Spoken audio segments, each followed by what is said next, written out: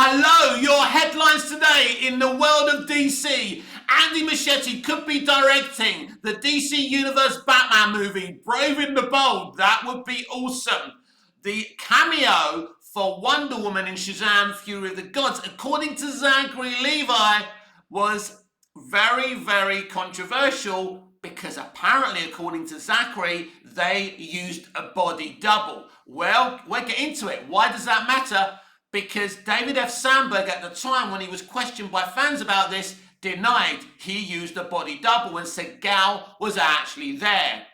And Henry Cavill has seen the Flash movie. How do we know this? Because Sasha Calle said she's spoken to him and he told her he loved it. What a gentleman he is. We'll get into that as well. And Christopher Nolan once told Zack Snyder he made Watchmen too soon. We'll talk about that as well. Welcome back to Movies TV Mad. You can follow me on Twitter at Movies TV Mad. Smash the like button if you love me. Subscribe if you're new. Please have your say. A very, very warm welcome to Tuesday's edition of the DC Universe Daily. So, in an interview, Andy Muschietti was asked what he would do with James Gunn's Brave and the Bold Batman movie for his brand new DC Universe timeline. Andy responded by saying, I can't speak about that right now. Because Andy has said this and has responded in that way, the internet has made the assumption that Andy will be directing Brave and the Bold. But before I get into giving you my opinion whether Andy should direct Brave and the Bold, let me just tell you this. I think Andy said that because he's not allowed to talk about that movie at this point. Now, whether it's because he can't talk about that movie at this point because James Gunn's told him not to talk about this movie at this point, or he can't talk about the movie because he's directing it, is a very, very interesting situation. So we don't know if Andy Muschietti is going to direct Brave and the Bold. What I do know is that James Gunn approached an A24 hardcore director who turned him down to direct the movie. He also asked Ben Affleck to direct the movie. Ben also said no. So why did two hardcore auteur directors, not want to direct the Batman movie? Well, for the simple reason that anything within the DC universe is in the premise of James Gunn and Peter Safran. James already knows what he wants to do with these movies. He wants to direct the directors. So at the end of the day, no auteur worth their salt is going to come in and direct the movie where they don't have any artistic freedom to do their thing. It's not James Gunn's fault. It's not the director's fault who turned him down. It's just the premise of what James Gunn is working on, right? And I've said for a long time, ever since Chloe Zhao was brought in to do Eternals, and Sam Raimi to do Doctor Strange in the Multiverse of Madness, Feige uses these really talented hardcore directors to bring in more interest into the movies, but they don't have the freedom to do what they want. You are absolutely better off bringing in a director who's okay with being told what to do. And there's something else you could also do in this premise, in this situation. Do what they did in the 60s and 70s. Go to film schools and, go and talk to young directors just out of film schools. Get them to do these DC Universe movies because they're not going to be shouting and screaming about wanting their artistic vision and, integrity and freedom of artistic expression. They're going to do whatever you tell them to do. They're going to learn on the job, and you can use them for other movies. They can learn their craft at DC Studios.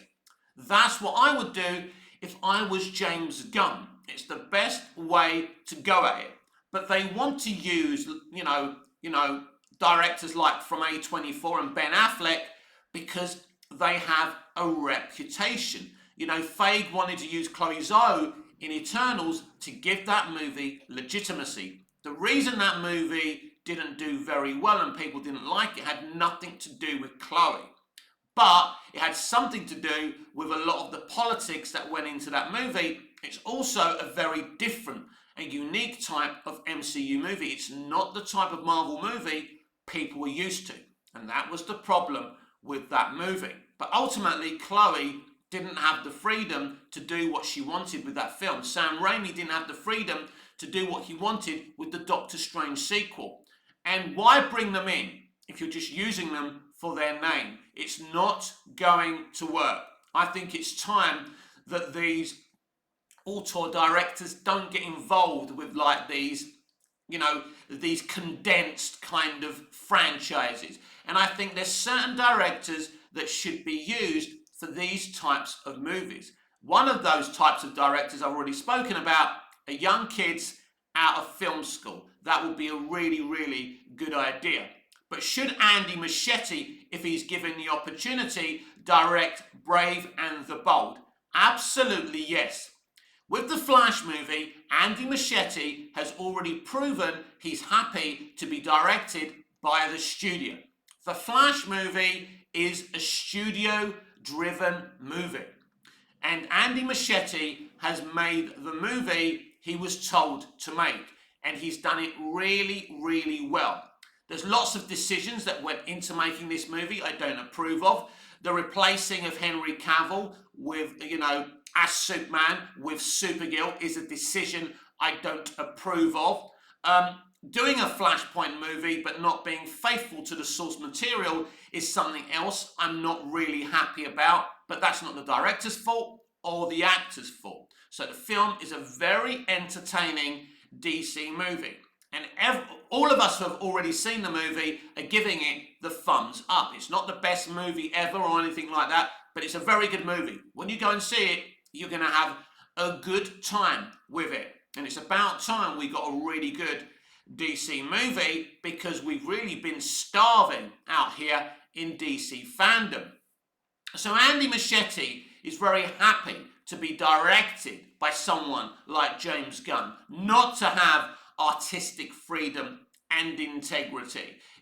He chooses what shots he makes, obviously, but the type of movie it's going to be, the movie will be written, probably co-written at least, by James Gunn. It wouldn't surprise me if this movie is written by James Gunn and Christina Hodson, or one of the other writing people, writers in this new DC universe, story team, that James Gunn's set up. So I think Andy Muschietti would do a great job with Brave and the Bold. With the Flash movie, even if you haven't seen the movie and just seen the trailers, he certainly is able to photograph Batman beautifully, and in a way that's really going to work in Brave and the Bold. Now, I loved the Brave and the Bold animated series because it's very, very funny, entertaining, but it also has some dark moments with it. It's my favourite Batman animated series.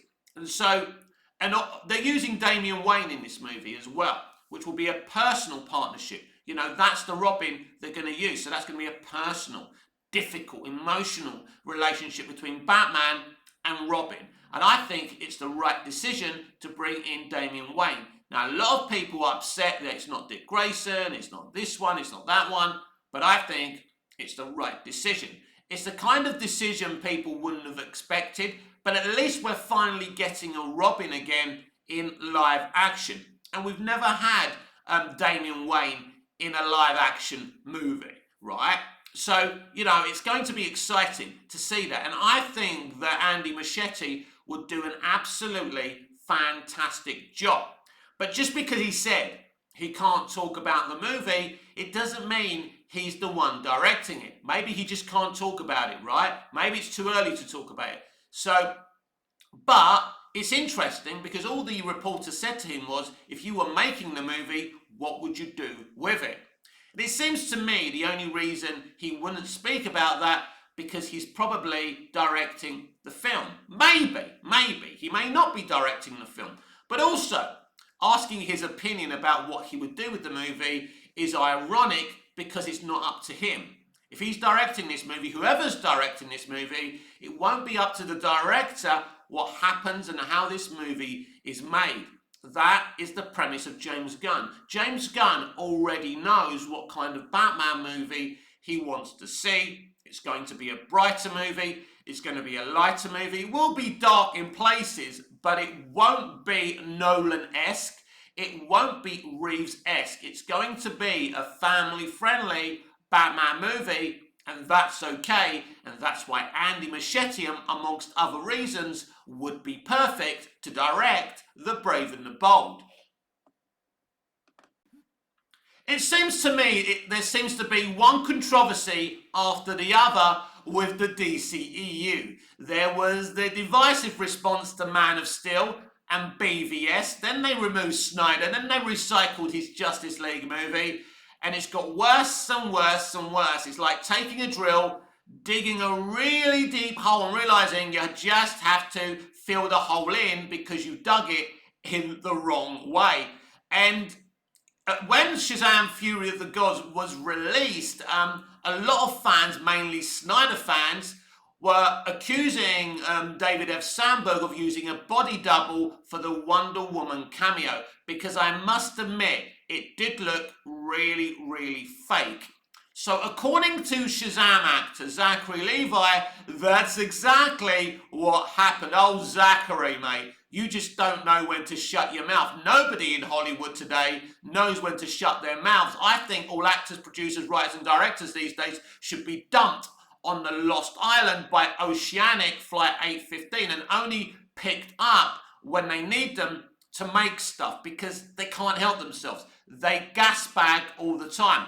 So according to Zachary Levi, they did use a body double, another actor for Wonder Woman's cameo, because apparently Gal Gadot was too busy to be on that set on that given day.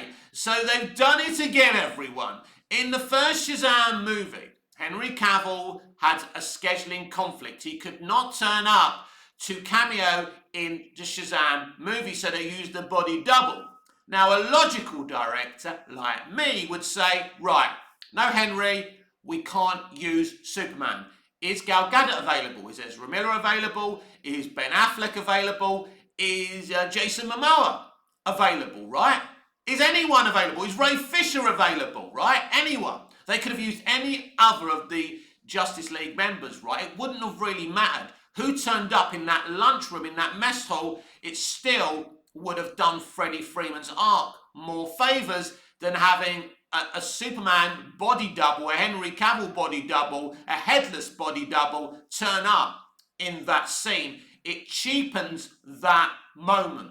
Of course, we all would have loved to have seen Henry in that scene, and because David F. Sandberg can't take any criticism, he's made fun of fans demanding that he kind of reshoot that moment, because it does take you out of the movie. But as I say, David F. Sandberg, although I like David, can't take criticism. He was losing his shit on social media when his recent Shazam movie flopped. But he denied, and he really did deny, that he used the body double in Shazam Fury of the Gods. Now, it depends who you believe. Do you believe David F. Sandberg, or do you believe Zachary Levi? I believe Zachary Levi. I always felt they used the body double.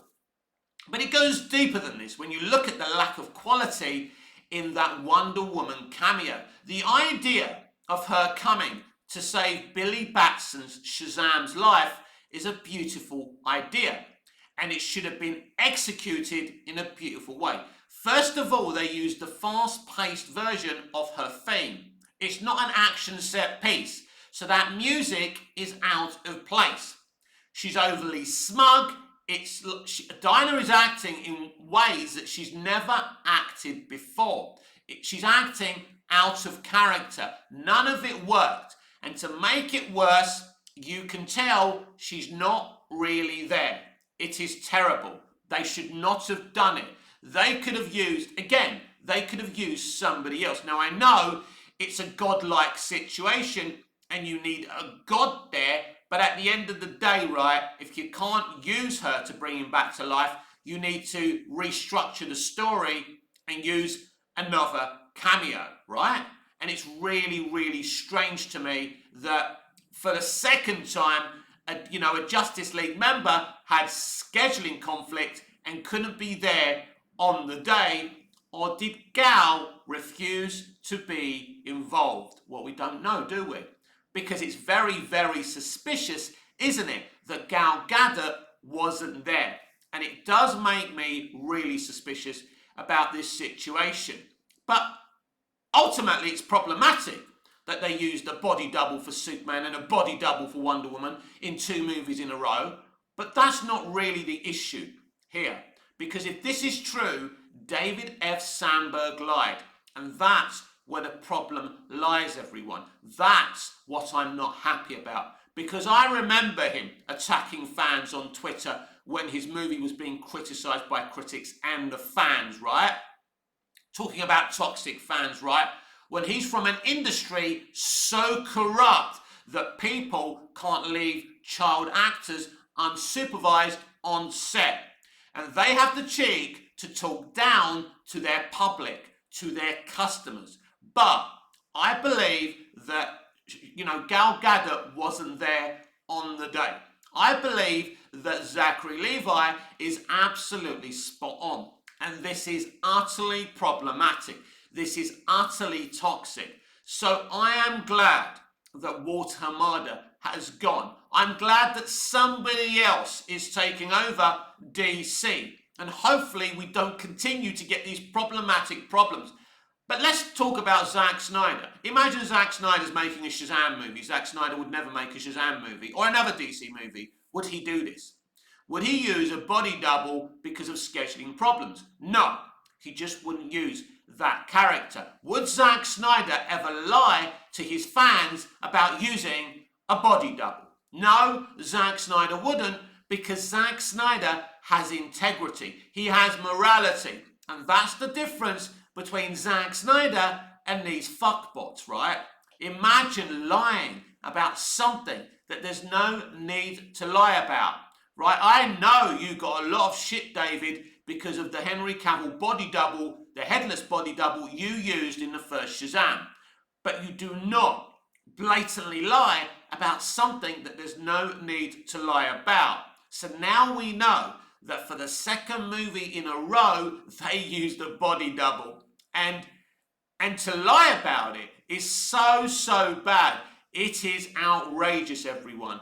And I think it's unbelievable that David F. Sandberg would lie about this. But look, the Wonder Woman cameo was shit anyway.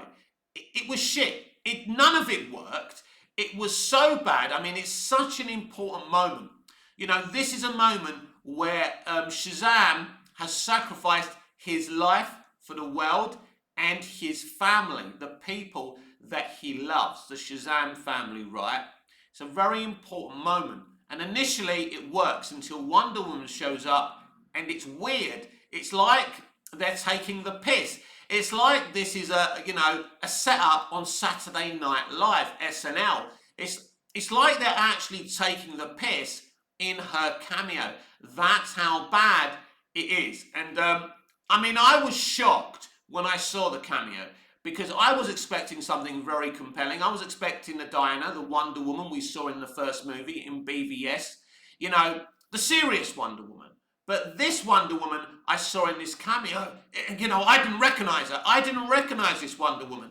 I thought, you're not Wonder Woman. You're not the gal Wonder Woman. This is weird. And now we know why. Not only did they get her personality wrong, which is outrageous, they even had to use a body double, which is simply not good enough. It's simply outrageous. And to lie about it, I'm beside myself. I don't know what makes these people tick, but they would have gotten away with it if it wasn't for that meddling Zachary Levi.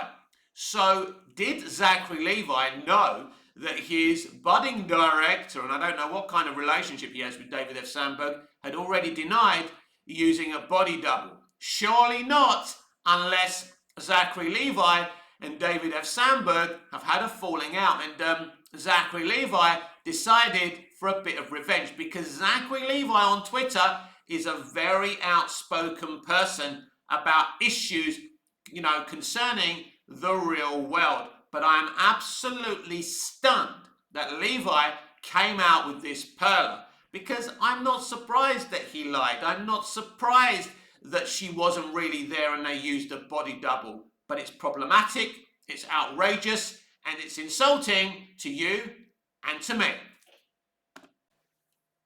Sasha Calle plays Supergirl in the Flash movie, and she has said she's spoken to Henry Cavill, who's now seen the Flash movie, and said he loved it and congratulated her for her wonderful performance, and it is a wonderful performance. Put yourself in Henry's position, right?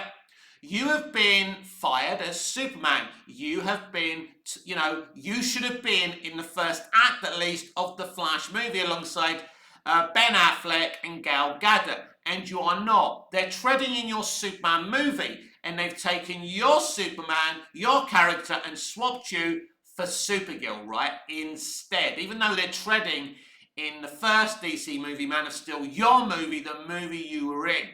How do you react? Well, Henry Cavill has shown what a gentleman he is by, talking to Sasha, saying he loved the film and loved her performance. That's gentlemanly conduct. And it's gentlemanly conduct you don't really get from others in this industry. And it shows you why Henry Cavill was picked by Zack Snyder to be Superman. This is Superman conduct. This is the way Superman should behave. Absolutely my Superman. Christopher Reeve is my Superman. Brandon Routh is my Superman. Tom Welling is my Superman. But Henry Cavill is definitely also my Superman. What an absolute gentleman to get in contact with Sasha Calle and congratulate her on the movie she's in. And that's absolutely fantastic. Henry Cavill didn't have to do this. There was no responsibility on Henry Cavill's part, to ring the young woman playing Supergirl and, say, I've seen the movie. I loved it. You did great. Imagine how hurt he is for not being in the Flash movie. Imagine how hurt he is because he won't be playing Superman anymore, in the DC universe or anywhere, right? Unless a miracle happens at this moment. Imagine how hurt you would be. Most people would be bitter, twisted, and angry. I know I would be, but not Henry Cavill. Henry Cavill is a gentleman. But I also think that maybe he's not so angry because maybe we will see his Superman in Superman Legacy. Not as the main Superman, but as I've hinted before, as a version of Superman, because we could be getting kind of a Superman into the Superverse kind of Superman movie. It is called Superman Legacy. And I do predict this is the way James Gunn is going with this movie. Didn't he just name Spider-Man Into the Spider-Verse his favourite comic book movie of all time? Makes you think, doesn't it? Remember, I am hauntingly right about a lot of things. I am wrong sometimes, that's life. But I do, my little predictions, are on the nail. I normally do hit the nail on the head. So I think we're getting a Spider-Man Into the Spider-Verse kind of Superman Legacy movie. And I think Henry Cavill will suit up as Superman again in that movie. But as I say, calm down, he won't be the main Superman. So I think James Gunn's already said he's going to celebrate past, iterations of Superman on the big screen. How does he do this? By doing a Superman Into the Spider-Verse type of movie for Superman Legacy. But it's very, very gentlemanly of Henry to get in contact with Sasha Calle and say, well done, great movie. As I say, I'm surprised he's done it, but knowing of Henry and what a lovely man he is, and he is a lovely man, and he is a lovely man to work with.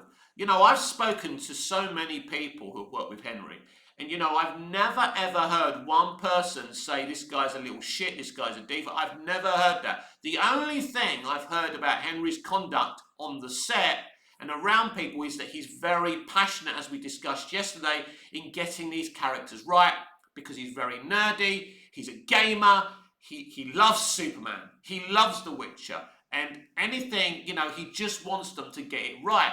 Now, in the beginning of the process of The Witcher, they were complimenting him for telling them certain things about the Witcher character that they weren't doing in the first season, and they were happy with his knowledge. So obviously something went wrong and they got fed up of him, keep on telling them, you shouldn't be doing this, you should be doing that. But at the end of the day, Henry is a good guy. And it's an absolute tragedy, as far as I'm concerned, that Henry Cavill is no longer Superman. But hopefully he does cameo or play a guest starring role in Superman Legacy. And I hope my Superman Into the Superverse theory comes to fruition. Finally today, many moons ago, Christopher Nolan told Zack Snyder that he made Watchmen too soon. Now, I know what Christopher Nolan means because of again, it's another Snyder movie, it's another divisive reaction, but it doesn't matter, Chris, when Zack would have made this movie. Whenever he made this movie, it would have been a divisive reaction. Whenever you guys made Man of Steel or BVS, it would have been a divisive reaction. Let me tell you why. Because people hate what they don't understand. Exactly what we hear in Man of Steel. And what happened in the fictional world happened to the real world. Zack Snyder is different. And I know what it's like growing up, being a different dude, growing up with learning difficulties. Waking up, looking at the world very differently to how normal people do. As a kid, I wanted to be normal. Now I'm glad that I'm abnormal because I don't live in denial. I don't think I'm going to fucking live forever, and I understand that people age and that people don't have, people are flawed in their personalities and flawed physically. I get that. I'm not deluded. Normal people, everyday people are fucking deluded. So when they get to a certain age and people betray them and leave them behind, they can't believe it. But I understand how the world works. Abnormal people understand how the world works. All you lot who hate Zack Snyder hate him for being different. You are the people who call everyone else ists and isms, and you all hated Zack Snyder and his movies for simply being different. You don't have to like his films. I love his films. I've got a little place in my cabinet, and I've got my Zack Snyder collection, and I dust it I'll say about once a day. Yes, I'm that fucked up, right? But they're very, very precious to me, and I go and look at them sometimes, and I watch them very often. But they're such brilliant movies, and he is different. And I think, I don't think you should be different for different sake. But those of us who are abnormal and are different, we don't choose to be different. It's just who we are. But that's why Zack Snyder's movies are hated by some. Because they're not the MCU. They don't tickle you under the chin. They basically say, I'm putting these characters in the real world. Because Watchmen is about putting superheroes and these type of characters in the real world. That's Alan Moore's concept.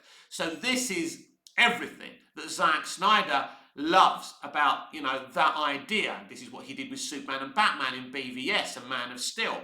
Puts them in the real world. That's what he does. Some people say, well, they weren't really created to be put in the real world. You're right. They wasn't. But that's what Zack Snyder does. Also, Zack Snyder has a beautiful eye. He literally paints images on the big screen. It's a very rare quality that Zack Snyder has. But he isn't for everyone, and that's okay. So I understand why Christopher Nolan is saying that Zack Snyder made Watchmen too soon and maybe wouldn't have been as divisive if he made it on a later date. Well, I think Christopher Nolan, as great of a director and a man he is wrong here. I don't think it would have mattered when Zack would have made Watchmen, Man of Steel or BVS. It just wouldn't matter. The people who rejected those movies, especially Watchmen, were always going to reject those movies because, Watchmen is a very personal comic book, graphic novel to many, many people. Yes, Zack did take certain liberties with that movie. He was pretty faithful with it, but made it his own. That's what adaptations are all about. But before someone tries to correct me and says, oh, but you said that you're not happy that the Flashpoint movie, doesn't really respect the source material. That's different. And I'll explain to you why.